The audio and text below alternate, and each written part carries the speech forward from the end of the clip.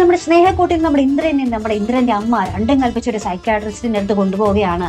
അപ്പൊ അവിടെ നമുക്ക് അമ്മക്ക് മനസ്സിലായി കാര്യങ്ങൾ കൈവിട്ട് പോവുകയാണ്. ഇങ്ങനെ പോയാലും നമ്മുടെ ഇന്ദ്രൻ ഒരു മുഴുഭ്രാന്തനായി മാറുമെന്ന് ഉറപ്പിച്ച് ഒരു ഡോക്ടറെ കൊണ്ടേ കാണിക്കുകയാണ്. അപ്പൊ അയാൾ അവിടെ ചെല്ലുമ്പോൾ ഇങ്ങനെ ഭയങ്കരമായിട്ട് ഇങ്ങനെ നിരീക്ഷിച്ചിട്ട് പറയുന്നുണ്ട്.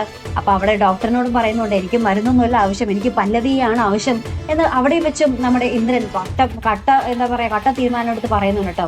അപ്പോഴത്താണെങ്കിൽ നമ്മുടെ ഡോക്ടർ ഇപ്പൊ പറയുന്നുണ്ട്, ഇന്ദ്രന്റെ അസുഖം ഒരു മരുന്ന് കൊണ്ട് മാത്രം മാറില്ല, കൂടെ പല്ലവി ഉണ്ടെങ്കിൽ മാത്രമേ നമ്മുടെ ഇന്ദ്രൻ ഒരു നോർമലായി തീരുകയുള്ളൂ എന്ന് പറയുന്നുണ്ട്. അപ്പൊ നമ്മുടെ ഇന്ദ്രന് ഭയങ്കര ഇതായി, പല്ലവി ഉണ്ടെങ്കിൽ ആ ഒരു വാക്ക് കേട്ടല്ലോ, അപ്പൊ അമ്മയും തന്റെ കൂടെ ഇനി എന്തിനും നിൽക്കും എന്നുള്ളൊരു വിശ്വാസം നമ്മുടെ ഇന്ദ്രന് കിട്ടി.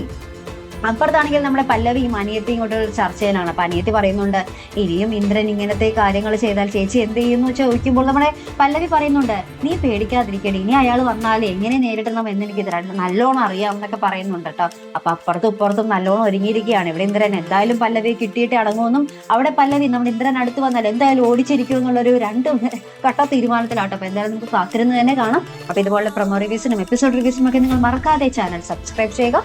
അടുത്തൊരു വീഡിയോയുമായി വരുന്നത് വരയ്ക്കും ഗുഡ് ബൈ.